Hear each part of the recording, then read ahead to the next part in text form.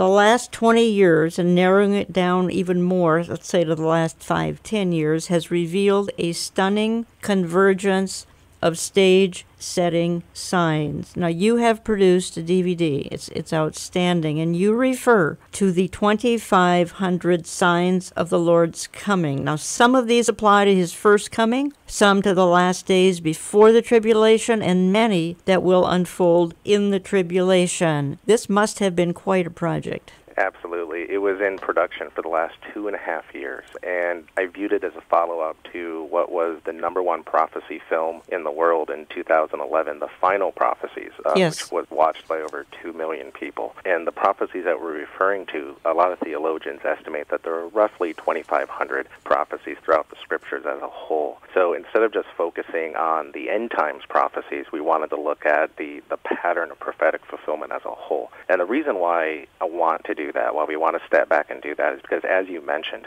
in the last 20 years, we've actually seen an unbelievable convergence of prophetic signs happening at a feverish pace, unlike anything we've ever seen for quite a while. And yet, the world is becoming anti-prophecy more than ever before. So we first have to recognize that there is a deepening, a division that is occurring between prophecy-watching Christians and the whole rest of the world. And this divide is deepening and widening between those that believe and those that think it's absolute nonsense. And we have to ask, why is that happening? If there is so much unbelievable evidence that is unfolding every day around the world, then why is this division occurring and deepening every day? And a lot of it has to do, of course, with global deception and events that we constantly see that are resulting in crying wolf, like Y2K, the Mayan calendar, the blood moons, all these things that we constantly see popping up, that the world, if you can put yourself in their shoes, the secular world sees prophecy not as a sequence of dominoes unfolding throughout millennia in biblical scripture, but they see it almost as just calling out a specific sign in the heavens, a specific date,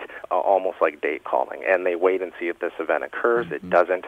And so you have this crying wolf effect of just prediction after prediction not coming to pass. And there's a misunderstanding that this is somehow related to Bible prophecy, and yet it has nothing to do with Bible prophecy. And this confusion is widening so much that even most Christians, because churches no longer teach eschatology, many Christians even avoid the book of Revelation these days, that even most Christians are now not understanding not only the importance of prophecy, but even how prophecy is intertwined within the scriptures themselves. I'm going to a verse in Luke 21. When you see all these things begin to happen, lift up your heads because your redemption draws near. All these things. I think that would be the convergence. All these things begin to happen. Look up. Now, Brent, some of these, as I said in my intro, some are references to his first coming. Some are starting to appear now before the tribulation period, but many are stage setting for the tribulation. A huge number of these signs actually take place in the tribulation. What's happening now is a run-up. Right. Yes, absolutely. And again, that's a different kind of way where we are supposed to be viewing prophecy,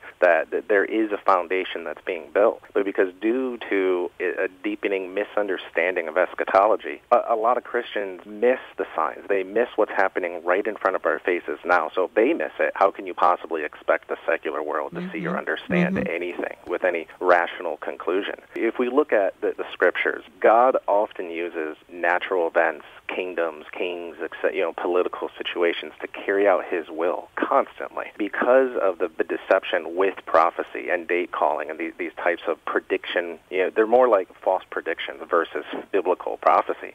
So we have many Christians that are looking for miraculous events to unfold. It has to break the laws of physics to unfold, and they don't recognize or understand, because of the lack of teaching in the church, that prophecy is not just a single event that unfolds. It is a sequence of dominoes where a prophetic event cannot occur unless many previous events have already happened and come to pass. And that's why we see these incredible statistical results in every prophetic event that comes to pass. So if the tribulation period is real, just to look at it from the other side of the coin here, if it's real, if these things are actually happening, then based on God's nature and how prophetic events have been fulfilled in the past, there absolutely must be the foundation for all the events that are going to be taking place in the tribulation period happening now and unfolding now.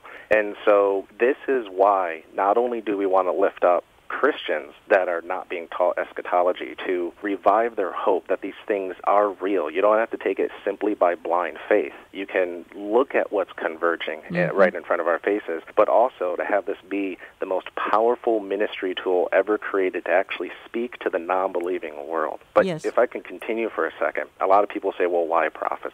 So this comes from my own personal background. I come from what you would call the prove-it generation. Every single question, every statement that anyone ever makes can now be Googled in a moment. You can get the opinion of the world in moments now. So you have to address that kind of instant access to information across all generations and backgrounds and views and so forth. And so prophecy, because it is so interwoven throughout all the scriptures, that first we have to stop and ask, well, why does prophecy exist? It's something a lot of people don't ask. They just assume it's kind of like a predictive thing. It's very, confusing, or it's this mystery, but, why prophecy? Well, prophecy exists so that God can prove to us that he is God. We were never told to have blind faith.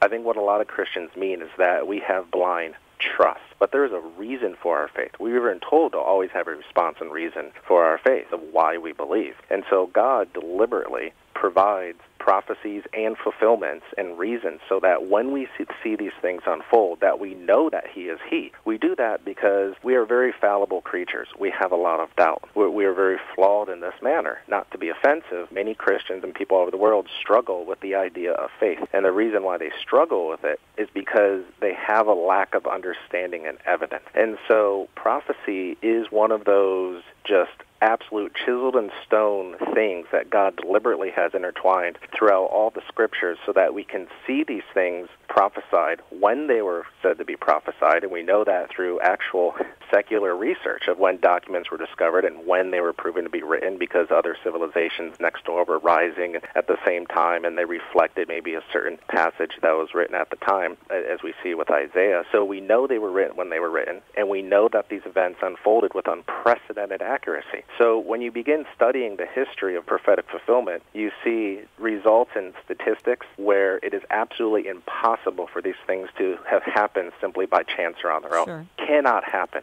It actually proves that the source of the information is divine. That is why we have prophecy. It's to lift us up. So the whole point of prophecy is that it does prove that God is God. And if you can prove to the secular world that prophecy is real, you've now presented something which they almost cannot argue with.